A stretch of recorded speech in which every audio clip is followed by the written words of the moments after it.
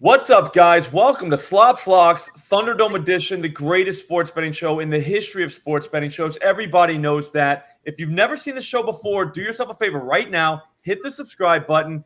Get in the mix. Get the notifications on. You're never going to want to miss another one of these for as long as you live. While you're doing all that, I'm going to introduce you to the guys that are going to get us all rich today. The first one's a guy that has been here before. Actually, both these guys have been here before, but I think this one's been here twice. The great Matt Modi. What's up, Matt? Living the dream, Slop. Living the dream. Got nothing to complain about. I heard you're writing for Newsweek now. Is that true? That's what people are saying. That is true.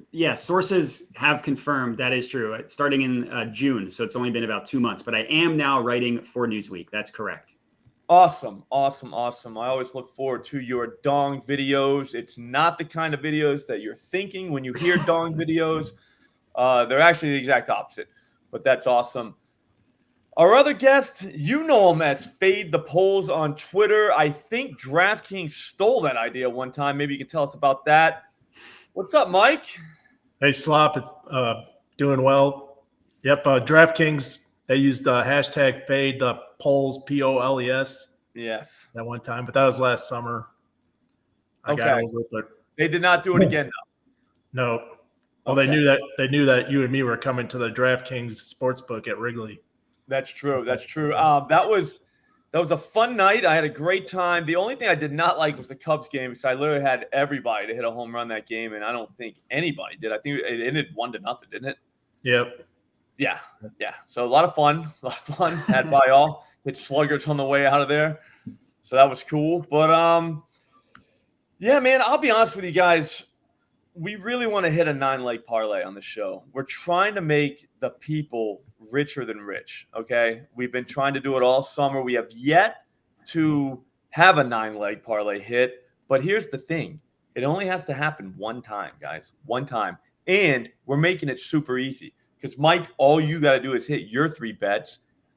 Matt, if you hit your 3 and then I hit my 3, that's a 9-leg parlay. But all we had to do is hit 3 bets.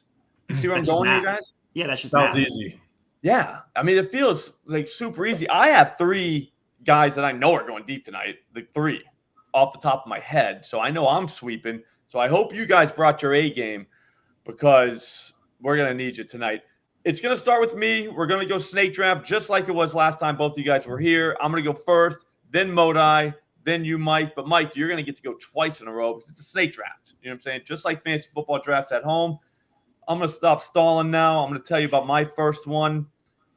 I'm going to go with the great Kyle Schwarber, plus 290. I knew you were taking a Matt, but 290 is way too high for this guy. Right? I don't like going under 300 for home runs, but like when we're talking Schwarber and it's right at 290 at FanDuel, that's insanity. All right, this guy is destroying the baseball right now. I'm just destroying it. He hit 3 home runs the same game the other night.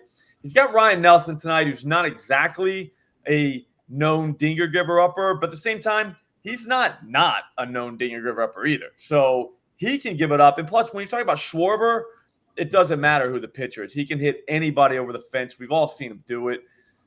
I'm probably going to have him in the Millie parlay today. And if he does hit and we do cash, I'm naming my first monkey Kyle. That's out of respect. All right. Matt, you're up. Yeah, well, that was my first pick. As a Phillies fan, you probably knew that I was going to go with him. Yep. As soon as you asked that question in pre-tape about what if someone takes your guy, I said I got to go Kyle first. Yeah, no, that's smart. If I could just add context to yours, because he would have been my first pick. You mentioned Ryan Nelson isn't a home run guy, but he's also not. Yeah. He hasn't given up a home run in 5 straight starts, but he's allowed batters to hit the ball hard and put the ball in the air, which in my math equals home run. So, yeah, I love Kyle Schwarber. That's a great pick. I will go with Brent Rooker as my first pick to hit a home run. He's plus 340 odds at FanDuel. Now, Rooker isn't quite as hot as he was leading up until the All-Star break, but now this guy he's going up against is absolutely a home run pitcher. Jose Barrios, I like to call them dong ball pitchers, meaning they give up a lot of dong balls. He's got the 5th worst home run per 9 in the MLB on the year at 1.66, but over his last 10 starts, it's even worse at 2.28. That's terrible. His last start, he allowed 3 home runs to the Yankees. And even if you look at the last 2 weeks, which does not include the end of the All-Star or right up to the All-Star break when he was just on fire, last 2 weeks, he's crushed the pitch mix that Jose Barrios throws. He throws sinkers, slurves, four-seam fastballs, changeups. Over the last 2 weeks, Rooker's got an ISO rate 31.8% with a 13.6% barrel rate on those 4 pitches. And if you look at the last, so we hit 2 home runs off that last 2 weeks, 6 home runs off of the last month. I did all the simulations. I see no scenario in which Brent Rooker does not hit a home run tonight. I already put out the Millie video, and Brent Rooker's the first guy in it. So that's my stamp of approval. He is not as hot as he was. I mean, obviously, but here's the thing: you can't hit a home run every game. That's ridiculous. All right, that's just not something that happens. But at the same time, is whenever he's cooled off a little bit, that's the perfect time to take Brent Rooker. I know him; he's my guy. So there's that. Mike, stop stalling, bro. You got 2 picks to give out. Slop, this team, they're on a bit of a hot streak. Okay, they're 1-1 in the last 2 games. They just got a new manager. I'm going to have to go with my White Sox. Here we go. I do it. Luis Robert Jr. He's facing Jameson Talon. Or crosstown rivalry versus the Cubs. He has a 1 hit and 8 at-bats against them, but that 1 hit was a Yabo. And Jameson's given up 15 Yabos in 110 innings this year. But Luis hasn't hit a home run in the last 12 games, but he has 12 home runs on the season. So it seems like destiny to hit number 13 to break that streak. Correct. And this game, both teams are projected to hit the over-under is 1.5 Yabos for the White Sox and the Cubs.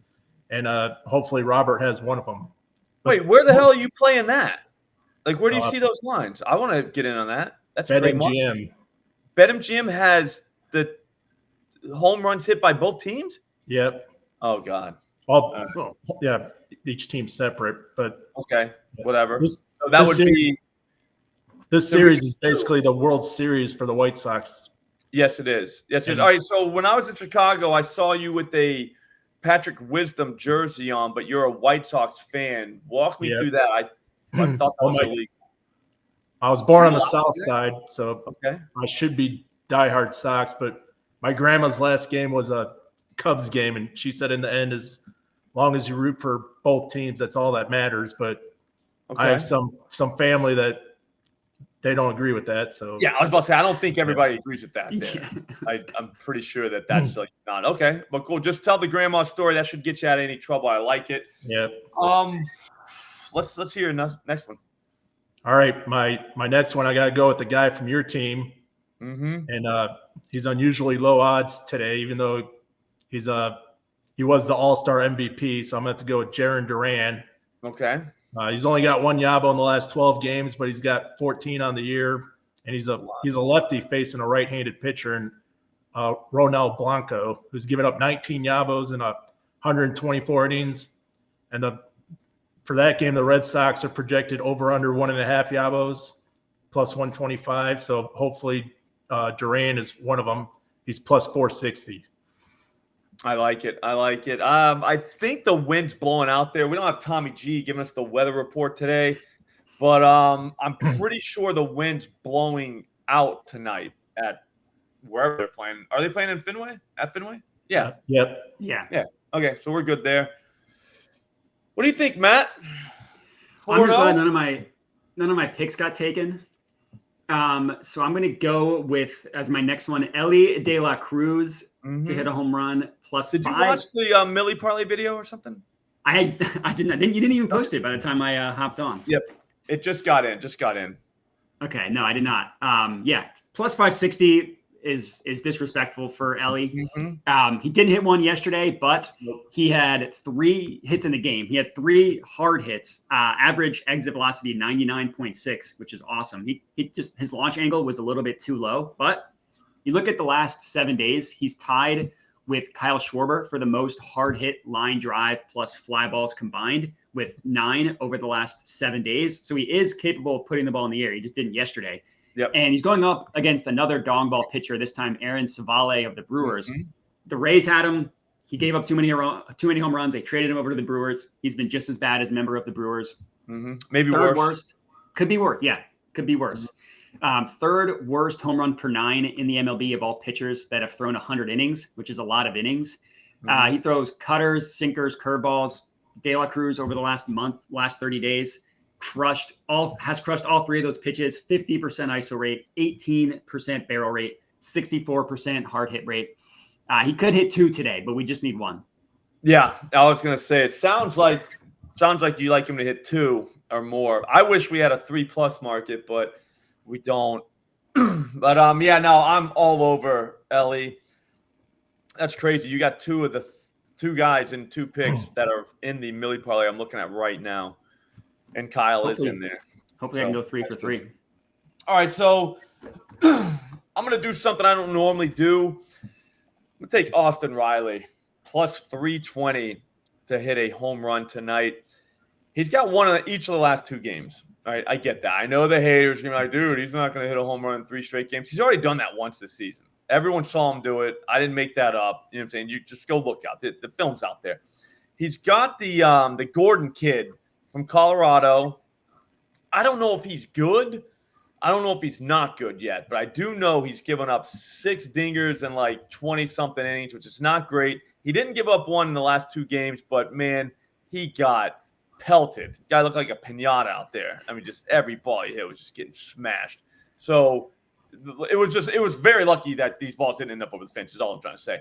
I think Riley stays hot. I think it's the perfect matchup for a guy who, again, has 2 in the last 2 games to keep that streak going, because pitchers do kind of matter.